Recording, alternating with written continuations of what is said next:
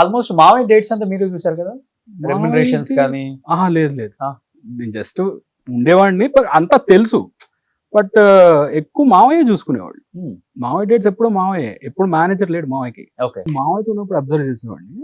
ఆయన ఎదుటో మనిషితో మాట్లాడినప్పుడు వాళ్ళ మేనరిజమ్స్ అన్ని ఎతికి నేను తర్వాత చూసేవాడిని. ఏదో సినిమాలో ఉండేది, ఇదేంటి ఇది అప్పటిది కదా అంటే, అవునమ్మా అలాగే మనం యాక్టింగ్ అనేది ఏంటంటే ఇట్స్ ప్రాసెస్. రోజు మనం కలిసే వాళ్ళలో కూడా చాలా మేనరిజమ్స్ ఉంటాయి. అది నువ్వు ఎక్కడ పెట్టి వాడాలో అక్కడ పెట్టి వాడుకుంటే నీ క్యారెక్టర్, ఆ క్యారెక్టర్ పండొచ్చు. మావయ్య గారు చేసిన మేనరిజం లో బాగా నచ్చేదంటే మీకు? తుత్తి ఒకటి, రంగు పడుద్ది ఒకటి. ఈ రోజు కూడా హోలీ వస్తే నాకు అందరు అదే పంపిస్తారు. అట్లా చెప్పరే మావయ్య, రంగు పడుద్ది.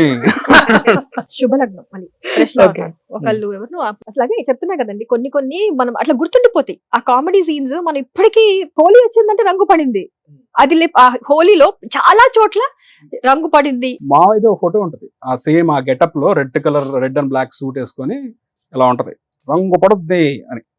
అది పెట్టి హ్యాపీ హోలీ అనేస్తారు కింద. ఎన్ని సార్లు వచ్చిందో నాకు చాలా ఇయర్స్ నుంచి అదే కంటిన్యూ. ఆ వర్డ్ అనేది హోలీకి కానీ కొన్నిటికి కలర్స్ కి సంబంధించి వచ్చింది అంటే రంగు పడుద్ది అంటే అది అట్లా నిలిచిపోయింది. దివాకర్ బాబు గారు ఆ సినిమా మొత్తంలో ఒక డైలాగ్ ఆయనకి, అవును అది తప్ప ఏం డైలాగ్ లేదు. ఇప్పుడు ఒక డైలాగ్ 2 డైలాగులు సినిమా నడిపించే అసలు నడిపించేసింది ఆయన క్యారెక్టర్. తర్వాత చాలా పేరు వచ్చింది ఆయన.